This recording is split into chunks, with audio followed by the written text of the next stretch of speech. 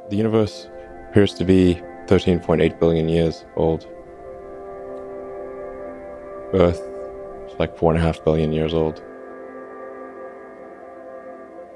In another 500 million years or so, the sun will expand and probably evaporate the oceans and make life impossible on Earth, which means that if it had taken consciousness 10% longer to evolve, it would never have evolved at all. Just 10% longer. And I wonder how many dead one-planet civilizations there are out there in the cosmos that never made it to the other planet and ultimately extinguished themselves or were destroyed by external factors. Probably a few.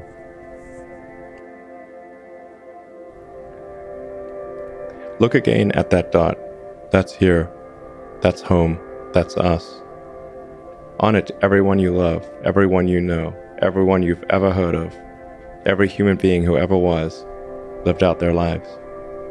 The aggregate of our joy and suffering, thousands of competent religions, ideologies, and economic doctrines, every hunter and forager, every hero and coward, every creator and destroyer of civilization, every king and peasant, every young couple in love, every mother and father, hopeful child, inventor and explorer, every teacher of morals, every corrupt politician, every superstar, every supreme leader, every saint and sinner in the history of our species lived there, on a mote of dust suspended in a sunbeam.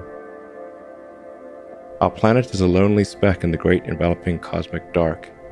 In our obscurity, in all this vastness, there is no hint that help will come from elsewhere to save us from ourselves. The Earth is the only world known so far to harbor life. There is nowhere else, at least in the near future, to which our species could migrate. This is not true. There are really two fundamental paths. History is going to bifurcate along two directions. One path is we stay on Earth forever, and then there will be some eventual extinction event. I don't have an immediate doomsday prophecy, but it's eventually, history suggests there will be some doomsday event. The alternative is to become a spacefaring civilization and a multi-planet species, which I hope you would agree that is the right way to go. Should be concerned about demographic implosion. So if you look at countries like Japan, most of Europe, China, and you look at the birth rate in a lot of those places is only at about half of the sustaining rate. When you have an inverted demographic pyramid, so if you look at the pyramid and you've got age striation, 60-year-olds, 50-year-olds, 40-year-olds, 20-year-olds, like sort of a demographic pyramid. Right. And in some countries, it's like an upside-down pyramid, so it'll sort of fall over. It will not stand. What we'll actually have in those countries is a very high dependency ratio, where the number of people who are retired is very high relative to the number of people who are net producers. And so you cannot, the social safety net will not hold. We didn't evolve for this because we sort of evolved to just always procreate, and there wasn't birth control or anything. Right. Just like have lots of babies. It's like pop the course and like hopefully some of them would survive. That was like all of human history until very recently. And now it's, you've got cases like Japan where adult diapers outsell baby diapers. Europe's in a similar situation. China's headed the same way because they've had the one-child policy, and then even though they've relieved the one-child policy, the social norm has become to have an average of one kid. So even when they relieved that requirement, it didn't change. You can imagine, like people sometimes say, well, what about immigration? It's like, okay, look, there's 1.5 billion people in China. Where is China going to get 700 million new people? Okay, that's like 3 Indonesias.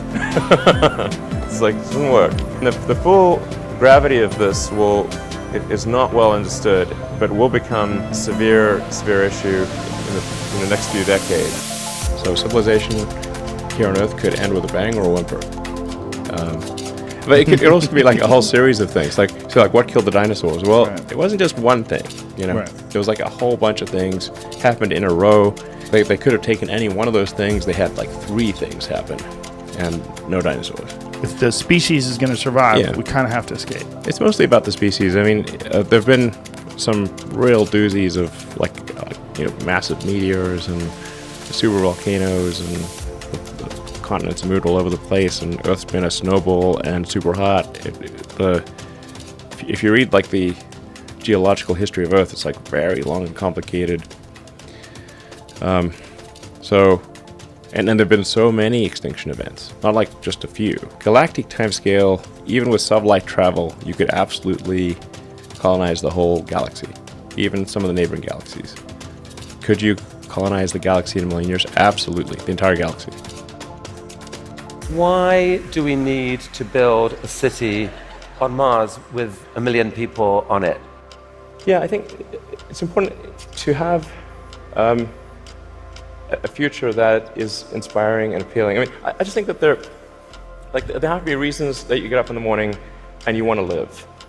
Like, why do you want to live? What's the point? What inspires you? What do you love about the future? And if we're not out there, if the future does not include being out there among the stars and being a multi-planet species, I find that it's incredibly depressing if that's not the future that we're going to have. If you look at the progress in space, in 1969 we were able to send somebody to the moon. 1969. Then we had the space shuttle. The space shuttle could only take people to low Earth orbit. Then the space shuttle retired, and the United States could take no one to orbit. So that's the trend. The trend is like down to nothing. This is not. People are mistaken when they think that technology just automatically improves. It does not automatically improve. It only improves if a lot of people work very hard to make it better.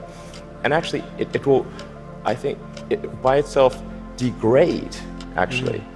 You look at great civilizations like ancient Egypt, and they were able to make the pyramids, and they forgot how to do that. And the Romans, they built these incredible aqueducts. They forgot how to do it. Do you think there is a meaning to life?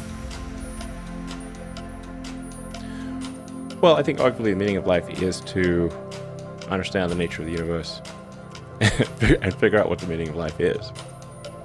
So, like I said, I think we don't quite know the right questions to ask. And if we learn more about the universe, if we expand the scope and scale of consciousness, then we are better able to ask the questions about the answer that is the universe. I think being a multi-planet species and being out there among the stars is important for the long-term survival of humanity, and that's one reason, kind of like life insurance for life collectively, life as we know it. But then the part that I find personally most motivating is that it creates a sense of adventure, and it makes people excited about the future. If you consider two futures, one where we are forever confined to Earth until eventually something terrible happens, or another future where we are out there on many planets, maybe even going beyond the solar system, I think that second version is incredibly exciting and inspiring, and there need to be reasons to get up in the morning. Life can't just be about solving problems. Otherwise, what's the point? The value of beauty and inspiration is very much underrated, no question. But I want to be clear, I'm not trying to be anyone's savior. That is not I'm just trying to think about the future and not be sad.